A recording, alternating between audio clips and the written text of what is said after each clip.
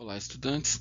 Nessa aula a gente vai falar sobre impulso e quantidade de movimento, ainda dentro do assunto de dinâmica. O primeiro conceito importante que a gente tem aqui é o conceito de quantidade de movimento ou momento linear, que a gente vai representar aqui pela letra Q, e que vetorialmente pode ser entendido como a velocidade vezes a massa. Então, esse produto entre massa e velocidade de um corpo é o que a gente vai chamar de quantidade de movimento ou simplesmente momento linear. Tá?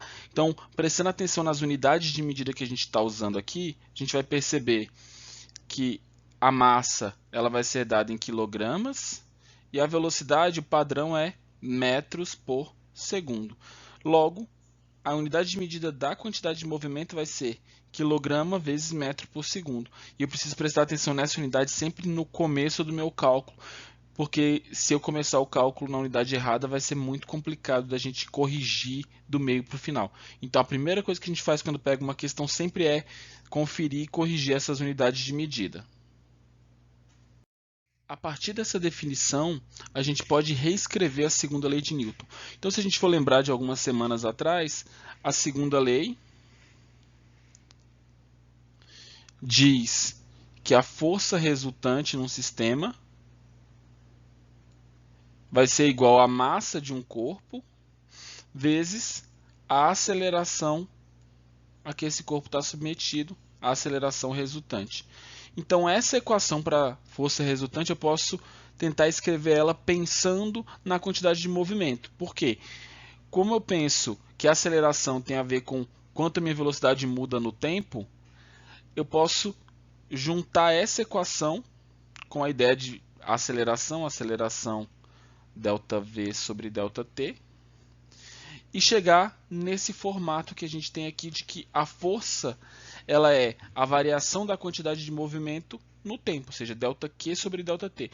Então, tanto eu posso escrever a força usando essa definição que a gente viu lá atrás, algumas aulas atrás, ou eu posso escrever usando essa nova definição. Dá para calcular a força com a variação da quantidade de movimento. Então, sabendo quanto a minha quantidade de movimento aumenta ou diminui e quanto de tempo isso demora para acontecer, eu consigo calcular a força.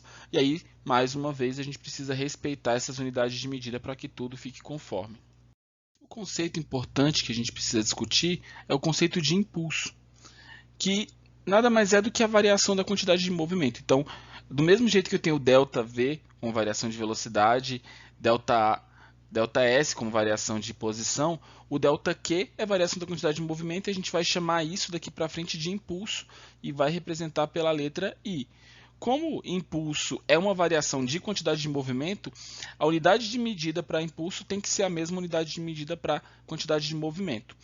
Pensando aqui na equação do slide anterior, de que F é a variação da quantidade de movimento no tempo, e lembrando que essa variação da quantidade de movimento é o que eu acabei de chamar de impulso, a gente chega nesse formato da equação, que me diz que o impulso é a força multiplicada pelo tempo. Então, se eu souber quanto de força foi aplicada, e é óbvio que isso vai valer se a força for constante, se for uma força variável, meu raciocínio vai acabar sendo diferente. E se eu souber quanto tempo essa força foi aplicada no corpo, automaticamente eu sei o impulso. Então, ou eu calculo o impulso pensando em quanto minha quantidade de movimento mudou, ou eu calculo o impulso pensando em quanto tempo uma força foi aplicada no corpo para impulsioná-lo. É que nem quando a gente pensa em empurrar um carro que não está funcionando perfeitamente. A gente começa a empurrar. Se a gente conseguir aplicar uma força constante, esse impulso, quanto mais tempo eu conseguir manter esse impulso, mais eu consigo acelerar o carro. Mas eu aumento a quantidade de movimento do carro. Então aqui temos nosso primeiro exemplo. Separei uma questão aqui relativamente simples para a gente trabalhar com esse conceito. Uma partícula de massa 2 kg. Primeira coisa sempre é selecionar, separar os valores. Então a massa é de 2 quilogramas. Ele fala que essa massa possui num certo instante uma velocidade v de direção horizontal e sentido da direita para a esquerda, conforme mostra aqui nessa imagem. E aí ele diz que essa velocidade vale 20 metros por segundo. Caracterize nesse instante o vetor quantidade de movimento. Então, se eu for lembrar da minha equação base, eu sei que Q, vetor Q, é igual a m vezes o vetor V. Se não tem mais nada acontecendo aqui, então, necessariamente, a direção e o sentido do Q vão ser os mesmos do V.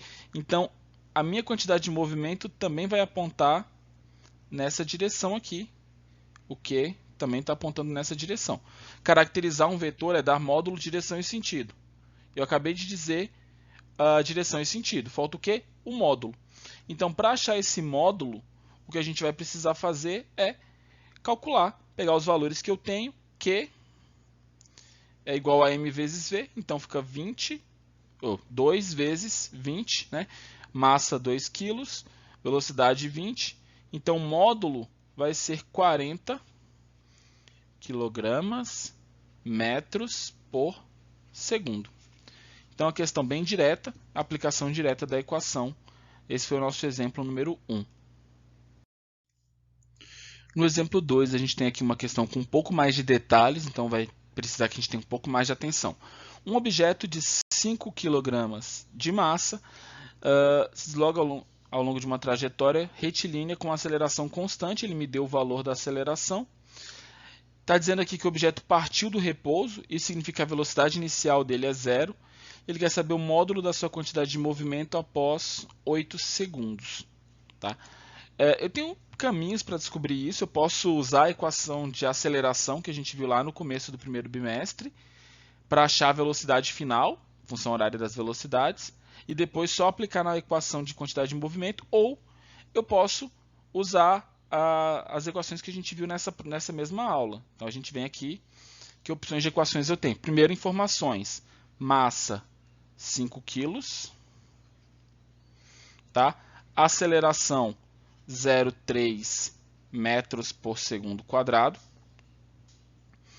E ΔT igual a 8 segundos.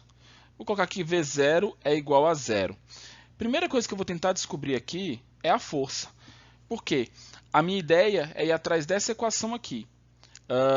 Força é igual a ΔQ sobre ΔT.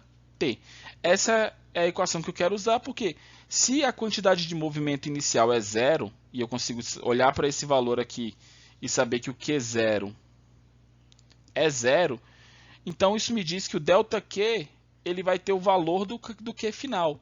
Então, automaticamente, eu já consigo dizer, olhando para isso aqui, jogo o tempo multiplicando, quantidade de movimento é força vezes o tempo. Só que como eu não sei a força, a gente vai primeiro aplicar a segunda lei de Newton, tá? No outro formato, já que para esse outro formato eu já tenho tudo que eu preciso. Então, força é igual a massa vezes aceleração. Eu tenho a massa, tenho a aceleração. Então, minha força vai ser 0,5 vezes 0,3. Então, força resultante, 0,15 newtons. Achei a força, agora eu posso usar isso aqui. Então, quantidade de movimento é igual a 0,15, que é a força, tá? Estou usando essa equação aqui, vezes o tempo, que é de 8 segundos. Então, vendo aqui quanto vai ficar, 8 vezes 0,15 dá 1,2, que é igual a 1,2 kg metro por segundo. Seria, portanto, a opção da letra B. Então, a letra B é a nossa opção correta.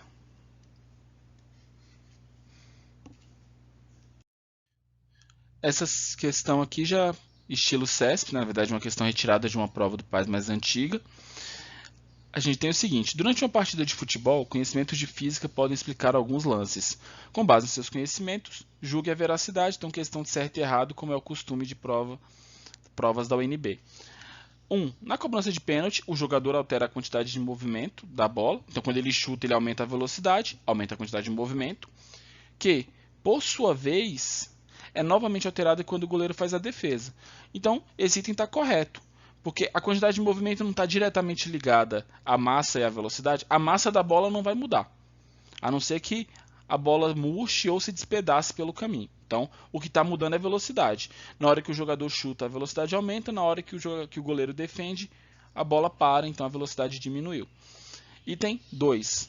A força que o jogador exerce sobre a bola ao chutá-la tem intensidade maior que a intensidade da força que a bola exerce no pé do jogador. Aqui a gente volta lá nas aulas sobre leis de Newton, pela terceira lei de Newton. Esse item está incorreto. Por quê? A terceira lei diz que a ação e reação tem que ter mesmo módulo, mesma direção e sentidos opostos. Aqui eu estou dizendo que uma força tem um módulo maior que a outra. Então, na verdade, a força que o jogador exerce na bola tem que ser, pela terceira lei de Newton, igual à força que a bola faz no pé do jogador. Item 3. Se em um determinado lance da partida a bola cai verticalmente de uma altura razoável, a força com que ela interage com o chão terá um módulo igual ao seu peso. Galera, não. Se eu deixar a bola parada no chão, sem nenhuma aceleração a mais, nesse caso a força com que ela interage é maior que o seu peso. Tá?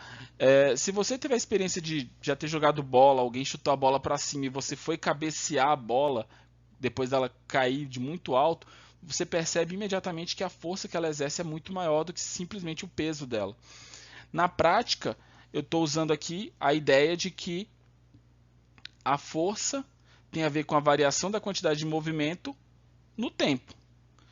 Então, eu tenho a quantidade de movimento que foi elevada e eu tenho um tempo muito pequeno para essa interação onde a bola para. Então, isso faz com que a minha força tenha um valor superior nesse caso aqui que está sendo colocado. Item 4. Suponha que após uma falta mal batida, a bola caia no fosso do estádio que estava cheio de água e fique flutuando, sem oscilar nem girar. Nessas condições, a bola estará em equilíbrio? Sim, a gente define equilíbrio como ele manter ali as mesmas condições, tipo mesma velocidade, mesma direção. A bola está parada, não está girando, então ela está em equilíbrio nesse caso.